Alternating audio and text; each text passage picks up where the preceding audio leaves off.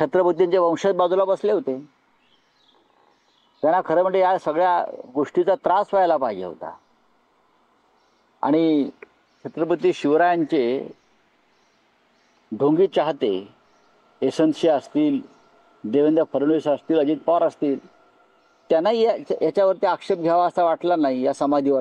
हे समाधी हा शब्द दुसरा कोणी जर काढला असता ना, हा औरंगजेबाची समाधी हा शब्द इतर कोणाच्या तोंडून निघाला असता तर जे वर त्रिकुट होतं ना, यशवंतसिंह, देवाभाऊ, अजित पवार, अजितदादा संयम आहेत, तर या दोघांनी अक्षरशः थैथयाट केला असता.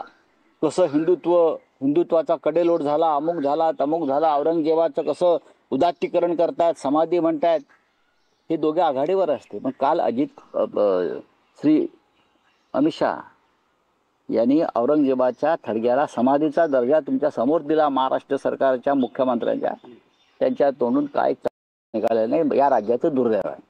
तर ज्या समान निधी वाटपाच्या मुद्द्यावर संभाजीराजेंना देखील निमंत्रण दिलं गेलं होतं आणि भाषणात देखील काही जण डावलण्यात आलं. प्रश्न असा आहे, तुम्ही अमित शहाचं भाषण ऐका, त्याने शिवाजी महाराज उल्लेखच केलेला नाही. शिवाजी शिवाजी शिवाजी एकेरी उल्लेख.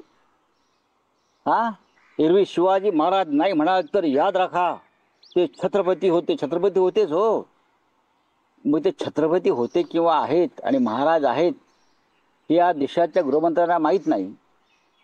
गडावरती येऊन शिवाजी महाराजांवरती महाराष्ट्राला ज्ञान देतात. हे कुठले ज्ञानदेव आम्हाला ज्ञान देणारे? या ज्ञानाची आम्हाला गरज नाही. आमच्या महाराष्ट्राचे ज्ञानदेव आहेत स्वतः.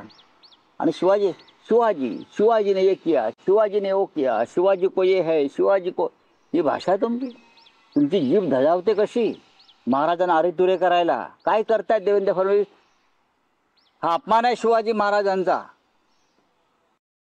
मुख्यमंत्र्यांनी गुन्हा दाखल केला पाहिजे या राज्यात.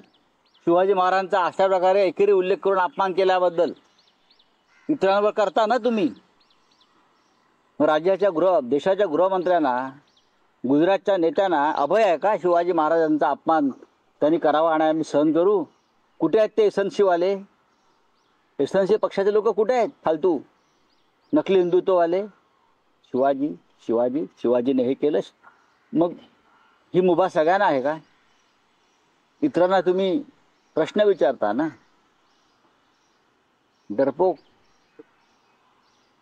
लोक आहेत आणि यांचं छत्रपती प्रेम हे ढोंगी आहे. संभाजी महाराजांना देखील आमंत्रण का नाही हो? त्या ठिकाणी संधी देखील डावलण्यात आली आहे अजितदादांना. मला त्याच्याविषयी काय मला म्हणायचं नाहीये.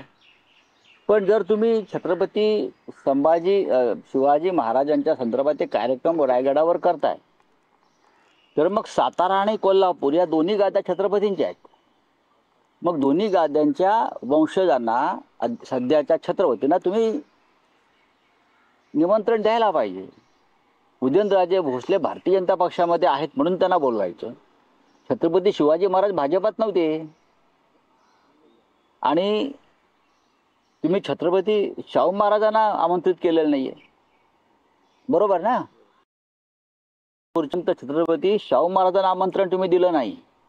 तुम्ही कोल्हापूरचे छत्रपती संभाजी राजांना आमंत्रण दिलं नाही.